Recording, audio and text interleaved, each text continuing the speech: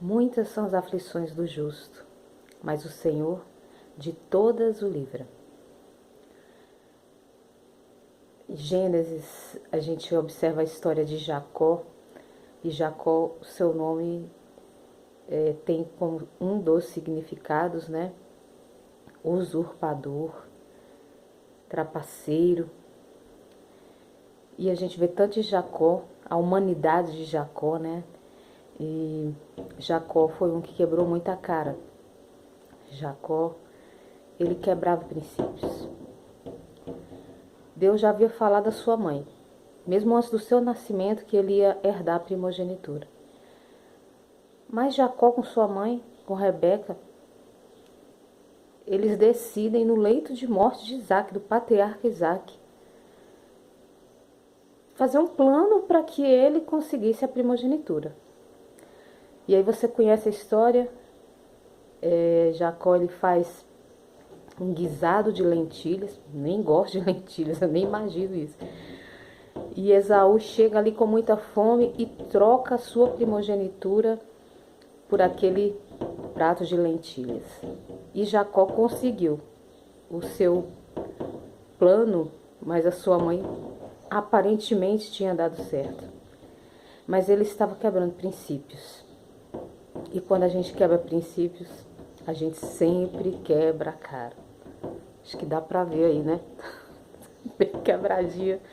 Quando a gente quebra princípios, a gente sempre vai acabar quebrando a cara. E ele acabou tendo que fugir da sua família, da sua casa, para a casa de um tio ímpio que não seguia as leis de Deus. E ali novamente ele passa por uma outra lição, porque ele tenta se casar, né? Ele se apaixona perdidamente por Raquel e tenta se casar com ela, mesmo sabendo que ela era mais nova.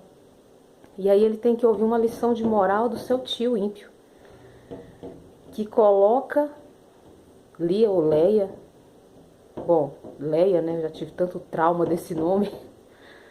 E hoje não, hoje eu sou sarada.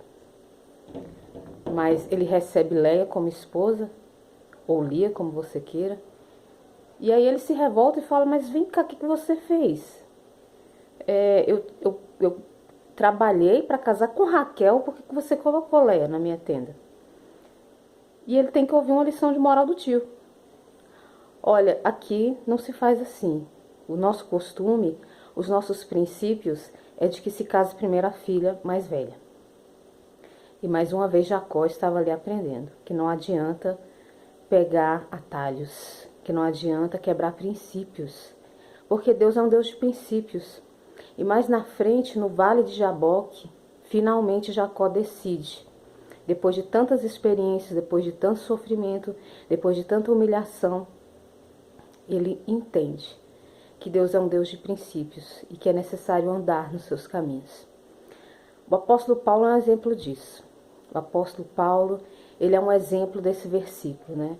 Muitas são as aflições do justo, mas de todas o Senhor livra. Paulo, depois da sua conversão, passou por tantas aflições, foi perseguido, foi apedrejado, teve que se fingir de morto para não terminar de morrer ali com aquelas pedradas. Foi preso injustamente, apanhou em praça pública, muitas vezes em prisões, como ele mesmo fala, muitas vezes em fomes e necessidades. E quando ele entra ali naquele navio que ele estava sendo conduzido para dar testemunho a César, e o navio naufraga e se perde tudo, mas a promessa de Deus de que ninguém ia se perder se cumpriu.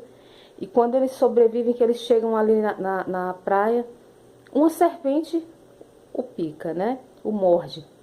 E aqueles homens olham e falam assim, não, você deve ser muito ruim, porque você não morreu no naufrágio e agora vem uma serpente e te pega. Mas nada aconteceu com Paulo. Nada aconteceu com Paulo, porque Paulo, ele era um homem que prezava por princípios. Em Mateus, nas bem-aventuranças, fala, bem-aventurados aqueles que sofrem perseguição por causa da justiça. O que é justiça? O que é ser justo? É obedecer princípios, é não quebrar princípios. Quando nós andamos segundo a lei, não apenas dos homens, mas principalmente a lei de Deus, Ele tem uma promessa para nós. Bem-aventurados, felizes, aqueles que têm fome e sede de justiça. Bem-aventurados aqueles que são justos, porque de todas as suas aflições, Deus o livra. Que você, que eu, possamos estar buscando essa vida de justiça. E assim Deus, Ele promete, Ele é o nosso livramento. Um bom dia, Deus abençoe sua casa, Deus abençoe sua vida, Deus abençoe sua família. Amém.